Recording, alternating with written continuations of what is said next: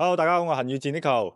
Hello，大家好，我係思怡。係啦，咁今日咧就同阿思怡啦嚟到華僑城湖岸啊，去更新下咧湖岸比較熱門嘅一個產品啦嚇。講緊就係蝶稅啦，因為咧其實從舊年開始啦，到今年講緊蝶稅咧，其實清到好多貨嘅，有好多咧都係我哋隔離呢位啦金牌 sales sell 出去嘅。咁今日咧就過嚟更新下最新嘅房源啦。咁而家剩低嘅貨仲有邊度啊？其實咧而家我哋湖岸咧，洋房已經賣晒啦，咁就剩翻我哋嘅蝶稅嘅。蝶稅嘅話咧，呢邊咧仲有4套，4套蝶稅加後邊 T3嗰度仲有1套，即係總共係5套。一共有5套。5套嘅下跌嘅。即係下跌而家剩翻嘅貨源就係可以買嘅得5套。係。跟住嗰啲房號係邊幾套啊？嗱，我哋而家咧，其實我哋喺呢一排咧係 T2嘅。T2。咁 T2咧就係前面咧就係我哋嘅聯排。係。聯排嗰度。咁 T2嘅104、105、106、107呢4套係有嘅。4、5、6、7呢4套。4、5、6、7，跟住07嘅隔離咧就係我哋嘅下跌板房嗰度啦。係啦。OK， 咁我哋有冇得而家入去？其實我想今日你哋拍咧，係啊，想今日你哋拍咧就係睇一睇現場，因為板房咧我哋年前都拍過噶啦，主要咧就睇翻現場，俾大家睇一睇一個最直觀嘅一個感覺咯。可以啊。咁我哋咧就直接去現場睇嗰個毛坯嘅價錢，毛坯嘅板房嘅實體咯。咁而家入到嚟呢度咧，之前我哋應該都有拍過嘅，包括其他嘅都有上過呢啲咁嘅現場嘅視頻嘅。咁入嚟咧，其實佢個花園咧都好大，係30幾方咯，目測嘅話，大概係呢個。咁我哋而家係下午啊嘛，其實個陽光係好充足嘅。咁有啲客戶咧，甚至係我哋好多香港業主佢會問翻，即係想佢自購翻，即係想買多套華僑城呢邊有花園嘅。咁佢哋會問到咧，就係1、2樓咧會唔會好暗啦，或者係冇陽光入嚟啦？你而家睇到就係呢個時候咧，就下晝嘅時候，上晝都會有太陽入嚟嘅，都會有陽光，即係佢間屋係好通透嘅。係啦。咁我哋入到嚟呢個位咧，其實呢個位咧佢可以做鞋櫃嘅位置嚟嘅，即係我哋板房都係兩邊係做咗鞋櫃嘅。呢個相當於係一個贈送空間嚟嘅。我哋嘅贈送空間。或者呢度都唔計面積嘅。係啊，呢個都唔計面積嘅。咁再入嚟客廳嗰度咧，因為我哋係毛坯交付啊，咁個毛坯交付咧，其實佢嘅入證面積係156平方。咁我哋送嘅話咧，大概係有300方可以使用面積嘅。下碟咧就係2到3個車位係贈送嘅。2到3個。係啊，2到3個車位係贈送，包括佢有地下室嘅。咁呢度咧，佢係我哋板房咧，其實我哋係做咗嗰個中空嘅。中空上邊係做咗一個大嘅一個套房。我記得啦，因為當時板房咧，我哋拍攝嘅時候，佢上邊呢度咧，其實係將直接倒樓板啦，直接鋪平咗嘅。其實我哋開發商咧，其實都有預留位你見到嗰啲有顏色嘅唔同咧，其實係可以去搭嗰個樓板嗰個位置去使用嘅。包括出邊嗰個陽台嗰度，呢邊嘅陽台嗰度，其實你都可以飄出去做翻陽台出嚟。咁你上邊咧仲有一個大嘅套衣帽間，做翻套房都 OK 嘅。咁呢度嘅空間咧，其實都好闊下㗎。係啦，因為相對於別墅產品嚟講咧，華僑城整體嘅別墅產品我都睇過啦。咁講緊早期我哋買過啲好似85方啊、89方嗰啲咧，其實佢1樓個大廳咧，可能就同呢個嚟對比啦。我哋蝶稅咧就會更加闊綽啲。係。性價比高。係性價比高。而家幾錢啊？執樓啊！而家幾錢啊？而家97萬一口價。97萬，即係我哋而家今日拍嘅，講緊呢一套同我哋即係連一排嘅落嚟啦，呢幾套都係同一價錢。係啊，97萬。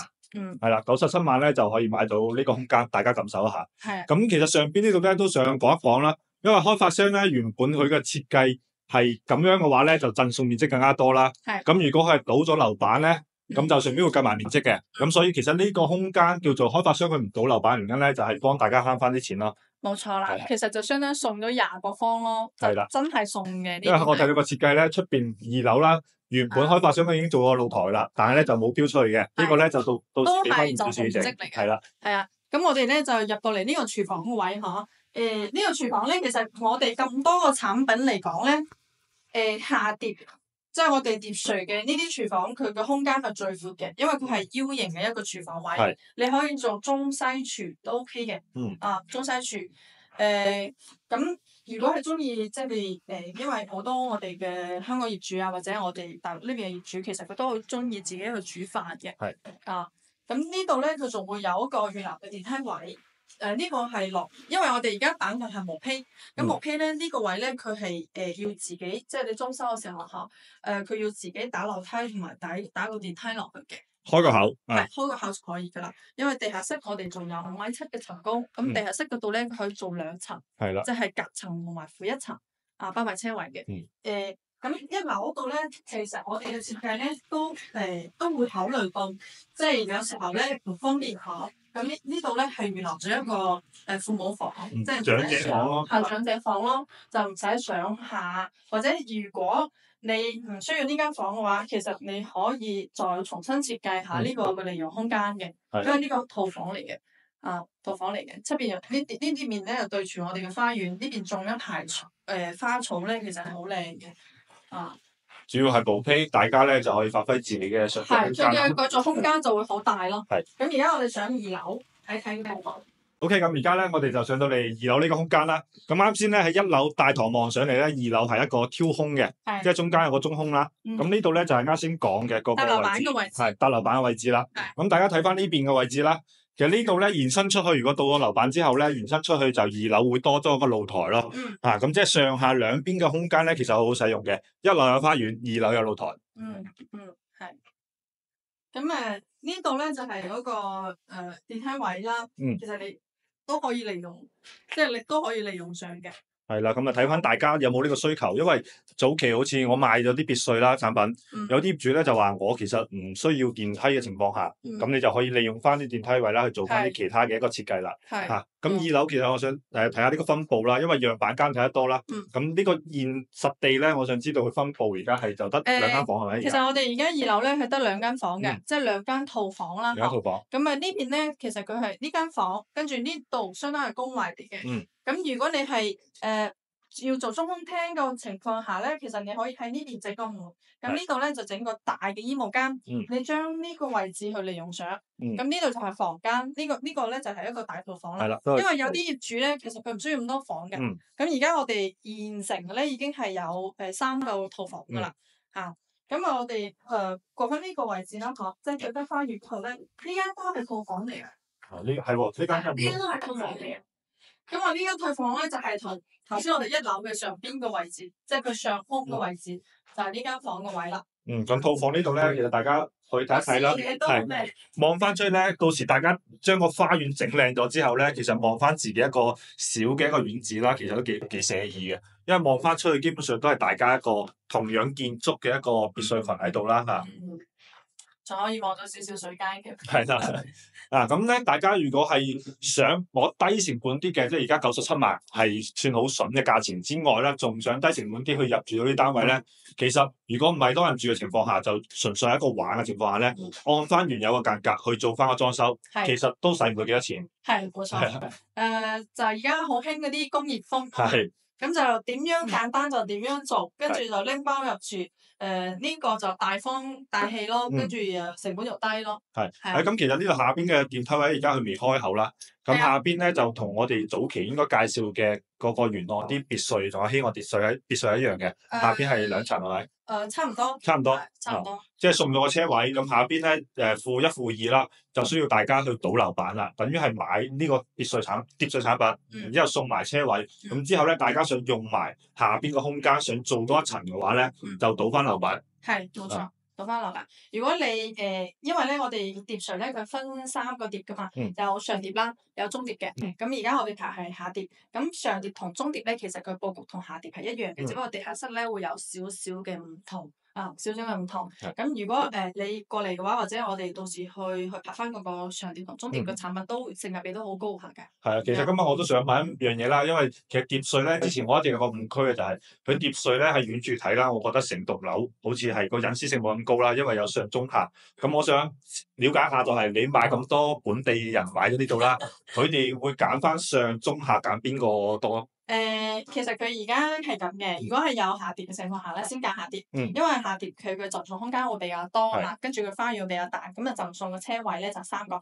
但係咧，如果係揀呢個產品嘅話，一定要快啊，一定要快。咁第二咧就係會揀翻上碟嘅，因為上碟咧有啲嘅客戶咧，我哋會好中意嗰個露台，天台嗰度可以去種花啊，或者係搭個陽光棚，即係陽光棚呢個就搭唔到啦嗬。咁就喺度擺啲嘢啊，燒烤嗰度 OK 嘅。有啲人中意上邊嗰個露台嘅。咁啊，中碟咧，其實中碟呢個產品咧都可以詳細去睇一睇。中碟嘅好處咧就係佢唔會曬，亦都唔會話喺一二樓。咁有啲人係唔中意一二樓嘅。咁同時咧，佢中碟嘅產品咧，佢都配有我哋嘅地下室，地下室同埋個車位，包括佢嘅單獨嘅花園，全部都有嘅。係啦。明白。咁其實等於係我哋而家睇嘅呢個下碟，就係個優勢咧，就係有花園。咁就等於買咗下碟，其實就當你買別墅個感覺差唔多啦。咁上碟咧就等於大家可能複式，係啦，複式頂樓複式。咁大家咧喺香港買樓就經常會有個概念，就係我買頂樓，頂樓都係自己用啊嘛。咁呢個碟稅咧就基本上可以滿足到你自己去用噶啦。因為住宅咧頂樓而家講緊內地嘅頂樓啊，基本上都係公共區域嚟嘅。咁有啲業主咧，如果你中意喺天台度去燒下烤啊、飲下酒啊去做下啲佈置咧，咁其實頂樓呢個上碟啦，上碟咧係好適合呢一類嘅人群嘅。咁中碟咧，大家就可以咁樣認為，就係買咗個複式嘅一個住宅，複式住宅。咁就睇翻大家中意咩產品。咁阿師而家先講咗啦，而家目前最多人睇啲產品咧，揀嘅就係優選下跌，因為就等於係買咗別墅，講緊而家97萬買別墅。華僑城之前劈價啲產品，講緊希望好似85萬，都係賣緊82方，都冇咁大。20幾方。係120方，而家都冇啦。透露下信息啦，希望而家要恢復原價，大概係15,000一方嘅。係啦。所以呢啲咧就係買到就係執到㗎啦，真係執到㗎啦。所以中意別墅產品嘅，都不妨去考慮望一望我哋啲碟稅產品，因為其實大家用起身嘅功能差唔多，但係佢呢度嘅優勢就係咩咧？而家價錢講緊97萬，仲有一個咧就係佢個空間更加好利用。咁佢花園咧，大家都可以睇到啦，啱先入嚟睇咗一圈啦。咁個花園咧，其實個空間會相對於而家現時我哋買嘅別墅嚟講啦，係會大。係啦，又更加方正。咁大家如果係中意去體驗呢種別墅，想要買嚟去居住啊，有一班朋友過嚟玩嘅話咧，其實呢個產品值得推薦嘅。OK， 咁今期咧我哋就介紹嘅係呢個華僑城湖岸嘅碟稅。咁大家記住啦，而家係仲有5套嘅啫嚇，5套嘅下碟。咁大家咧如果有興趣，記得私信我哋啦。咁嚟到現場咧都可以叫我哋嘅金牌銷售啦，阿思怡姐姐帶我哋過嚟去睇一睇。好。OK，咁今期咧我哋就分享到呢度，下期再見，拜拜。